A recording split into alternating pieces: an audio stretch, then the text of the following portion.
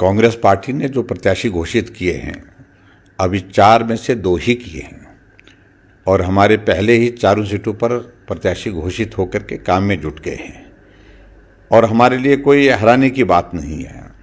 लेकिन विचित्र परिस्थिति है कि जगहंसाई कांग्रेस पार्टी ने खासतौर से मंडी के सीट के टिकट के विषय को लेकर के की है। जो सिटिंग मेंबर पार्लियामेंट है वो कहती हैं कि चुनाव लड़ने का माहौल नहीं है, काम नहीं लोगों के हुए, विधायकों के काम नहीं हुए, सांसद निधि से ही चुनाव नहीं लड़ा जा सकता है और उनका टिकट जो है वो बदल करके उनके बेटे को दिए गए जो हिमाचल प्रदेश में मंत्री हैं और जो मंत्री हैं वो अपने मंत्रिमंडल से त्यागपत्र दिए हैं कि हमारी जलालत हो रही है, सुनी नहीं जाती है और मानी नहीं जाती है। मेरे पिताजी के लिए शिमला की रिज के मैदान में 2 गज ज़मीन मांगी, वो नहीं मिली, हमने वहाँ पर उनकी मूर्ति लगानी थी। और उसके अलावा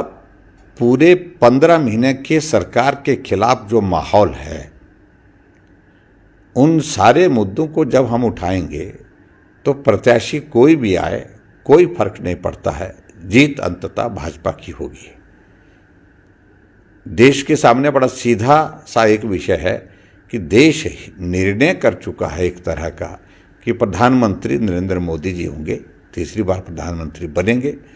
और स्वाभाविक रूप से इसमें अपना योगदान देने के लिए सभी लोग आतुर हैं और मुझे पूरा भरोसा है कि जीत भारतीय जनता पार्टी की होगी, 4 सीटों पर होगी और हिमाचल प्रदेश के उपचुनाव में भी भारतीय जनता पार्टी जीतेगी। देखिए, मुझे लगता है कि वो दौर बीत चुका है, दौर थे कभी, वो तिलिस्म टूट चुका है और ये टूटता तिलिस्म का एक और नज़ारा आने वाले समय में देखेंगे जब इस सीट पर भी भारतीय जनता पार्टी जीतेगी। और मैं इससे ज़्यादा कुछ नहीं कहना चाहता। हम मुद्दों पर चुनाव लड़ेंगे और मुद्दों पर लोगों के बीच में जाएंगे और मुद्दों पर कांग्रेस से प्रश्न करके उनसे जवाब मांगेंगे।